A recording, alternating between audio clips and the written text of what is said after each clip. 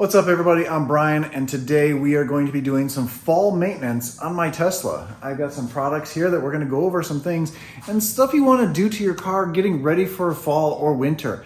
Now, right now it's a little cloudy out, it's going to be sunnier later, and it doesn't really get so cold here in Charlotte, North Carolina, but you want to do this stuff before it gets really cold. You don't want to be out there when it's freezing or hailing or all that nasty weather. You want to do this stuff ahead of time and get your car prepped for the winter.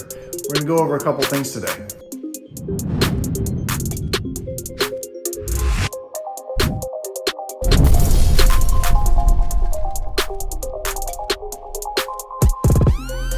So if you have any tips that you'd like to give everyone else, leave those down below in the comments. We can help each other out. Of course, we're gonna wash the car.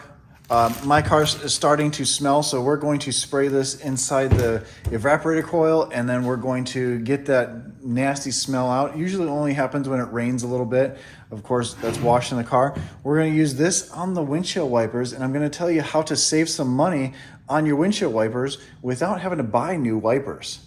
This is a great way to do that. I'm gonna check my tire pressures. As things get colder, or when it gets colder, right now it is 68 degrees. This morning it was 62 degrees. Your tires have less pressure in them. Really, it's just the cold air gets less dense and you have less pressure in there. As they warm up or it gets warmer in the day, your tire pressure does go up. But now is the time to check your tire pressure because it's gonna start getting colder. So I'm going to be taking my Model Y, which I don't have the right TPMS sensors in, so I do have to check them this way. Those wheels are from Signature Wheel, and this is when I first got the car. No one really knew that the TPMS sensors were different. So I have Model 3 TPMS sensors inside those wheels, so they don't read anything because the Model Y and probably the new Model 3s use Bluetooth ones now, which I have inside those wheels there. Those are the Martian wheels. I may switch those out eventually, but right now I'm just gonna roll with these. So I have to check the tire pressure myself. I do have a code that pops over, a little thing that pops up on the dash, kind of annoying, but we'll deal with that in a later date. But now we're going to check the tire pressures. And if you're curious about this setup, this is kind of weird, but when I went off-road, I made this manifold so I can inflate all 4 tires at once. So this reads the tire pressure, and then I have connections to all 4 wheels. So I can check them individually, which I will do. And then since I can hook all the wheels up together, I can get them all at the exact same tire pressure, which is really cool, which is really hard to do if you have just a regular gauge. Looks like one of the tires in the back is a little low. Let me show you. The front looks really good, but the back kind of looks a little low. So I'm gonna check that out, and I think this one might be a little low. And then we'll be able to know which one might have a slow leak, and I'll just keep that in the brain. So the way this works, I just turn this on, and since that tire is attached and this valve is closed, it's not allowing any air back out. So right now it's reading that front tire at 36.1 PSI, which is actually kind of low. So I can lower it if I want to.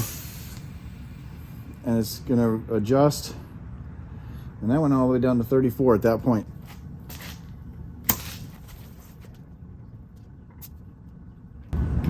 Just like I thought, 27. 37.4. And 37.8. So I wonder if there's a nail in that tire. So now this is a really cool setup if you go off-roading or anything like that, or you just want to equalize out the pressure in all your tires. I have it connected to both sides there, connected on this side, and it goes into a Y. And then here's the read, and then this will actually go to a compressor. So I can turn this on, and now they're all equalized out at 33.9, 34, right around there. And if I let off here, I can let all the air out of everything. I don't want to do that. And since I don't want to hear this thing, this is a very quiet compressor. If anybody's looking for a quiet one, this one's really nice. I'll have a link down below. I got it on Amazon. But run the hose out to here and just connect it. And all we have to do is turn this on, open this valve.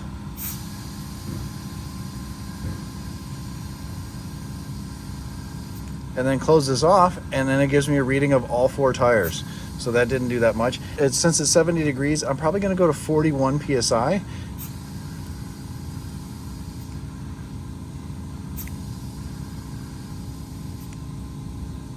41.5, and I think that is perfect. So that is a quick, easy way to get all your tire pressures the exact same. All right, so the next step is the windshield wipers. Now, yes, this is WD-40, and I'm gonna show you how to save money on your wipers. You don't need new wipers all the time. All you're gonna do is take your rag and spray a little bit on, spray a little WD-40 on here. And then we're gonna go to the car. Put the car in windshield wiper mode, windshield wiper clean mode. Inside the car, if you go to services and scroll all the way down to windshield wiper or wiper service mode, put it on there and your wipers go up to this. You don't have to leave them there though. Basically, it disconnects the motor and then you can swing them up closer to you.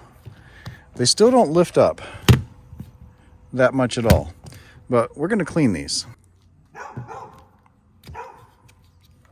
If you do take the wipers off to clean them, make sure you put rags underneath the wipers, because if for some reason those do move, for any reason, you'll have some scratches on your windshield and that would suck. So right here are the wiper blades, and we're just gonna clean these up. We're gonna take where we put the WD-40 and we're just gonna scrub the wiper blade. Because believe it or not, unless your wipers are cracked or split, they're really just really dirty and they need lubrication. And the WD-40 is going to degrease this stuff because on your windshield is tar, and everything that hits your car on your paint is gonna be on your wipers. So it's a good idea to wear some gloves, because WD-40 kind of sucks on your hands, but you can really get in there and clean these really good, getting a lot of that stuff off. Spray a clean section on the towel, and then keep progressing to see if they get clean. It's getting better. All right, now I've just cleaned one. I've cleaned the smaller one, which is actually the driver's side, I believe.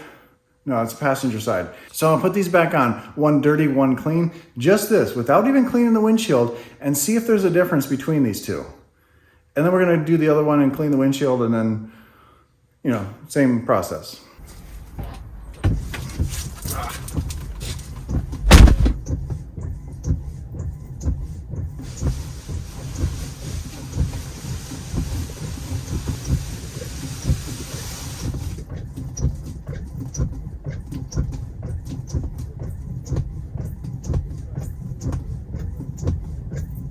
And once you're done doing the other one with WD-40, you're gonna clean the windshield with some really good cleaner. Now, I'm gonna use this stuff from Mother's Speed Clean.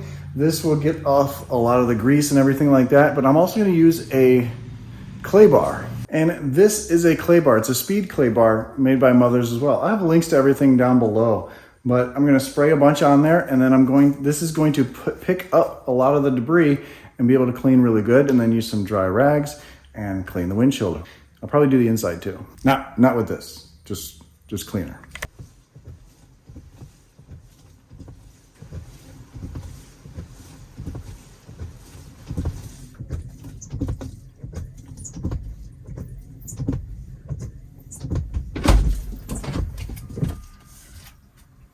I think that's a heck of a lot better. I had to use a thing of water to simulate weight in the car so the wipers would go. So I think that was a huge difference, and hopefully you guys try that. It's gonna save you some money. Wiper blades aren't that expensive, but you know, extend the life. Now that the WD-40's done, let's get onto this, because my car stinks. So in the older Model Ys and Model 3s, the air filters or the cabin air filters are back behind here. You just pull this panel off. It's gonna pull. Comes off really easily. We have to remove this. So there's these little push pins. You can remove the light, speaker, and then in the Model Y, this is the bolt you want to remove. And it just so happens to be the same size as the driver. Actually, on top of here, I had a little piece here. And then you just remove the filter. Now this is a charcoal filter. There's two of them in here. These are dusty from my trip out west. We're gonna see what the other side looks like. And then inside here is your condenser. Let me go get a light. So in there is the condenser. It's to the left, and then the air comes in from the other side. Mine what I can see on this little screen isn't too bad, not very dirty. A lot of people call Tesla for this, and it's not needed.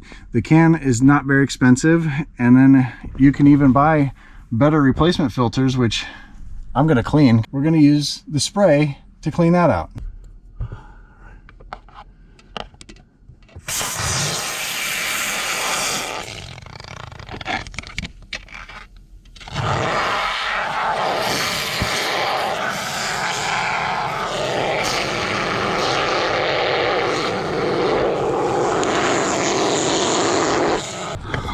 That was cool.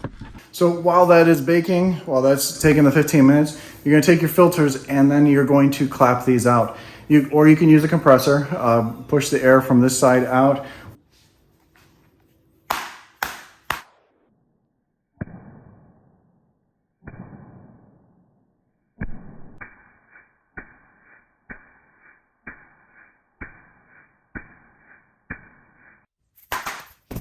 And then after that, all you're doing is washing the car, well, putting everything back together the way it was, cleaning out the inside, washing the car, really get in those tires and the wheel wells and everything. Do a good job cleaning your car. I have not touched this thing for quite a while, besides putting the wrap on. I just kind of clean the where the vinyl's going.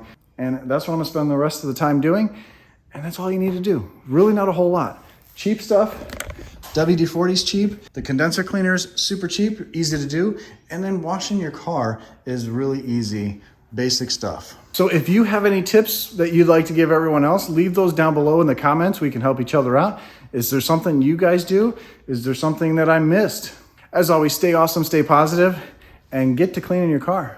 Get it ready for winter or fall or whatever. Depends on where you're at. You know, really high up north, you're gonna get a lot of snow and salt and everything, and you need to get all that stuff off before winter sets in. I'll catch you on the next one. Thanks for watching.